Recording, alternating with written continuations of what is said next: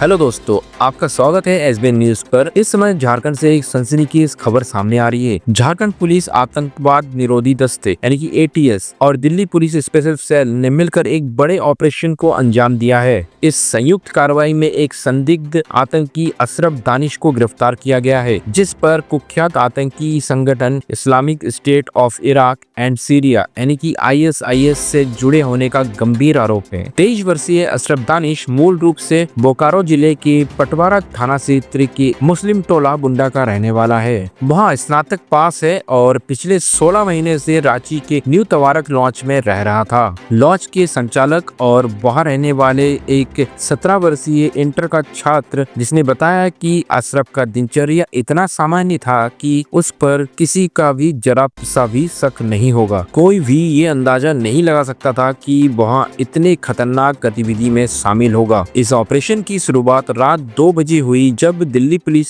Special cell और Jharkhand ATS ने new तवारक laws की घेराबंदी की। भारी संख्या में सुरक्षा बलों ने लॉज को चारों तरफ से घेर लिया और अशरफ को उसके कमरा नंबर 15 से गिरफ्तार कर लिया गया। उसके कमरे की तलाशी के बाद जो सामान बरामद हुआ वो वाकई ही चौंकाने वाला था। पुलिस को एक देसी कट्टा, एक कारतूस, hydraulic acid, nitric acid, sulphur powder, copper sulphate, wall bearing, 4 चाकू, 15,000 रुपए नगद, एक लैपटॉप, मोबाइल फोन और सर्किट मदरबोर्ड जैसे इलेक्ट्रॉनिक सामान मिले। ये सारी चीजें बम और अन्य घातक हथियार बनाने में इस्तेमाल की जा सकती है, जो इस मामले की गंभीरता को और बढ़ाता है। यह पूरा ऑपरेशन दिल्ली पुलिस के स्पेशल सेल में 9 सितंबर को दर्ज एक प्राथमिकी कांड संख्या 240/25 के आधार पर शुरू हुआ। इस प्राथमिकी में धार्मिक सद्भावना बिगाड़ने और अवैध हथियार को रखने का आरोप शामिल थे। दिल्ली में 2 अन्य संदिग्ध आतंकियों की गिरफ्तारी के बाद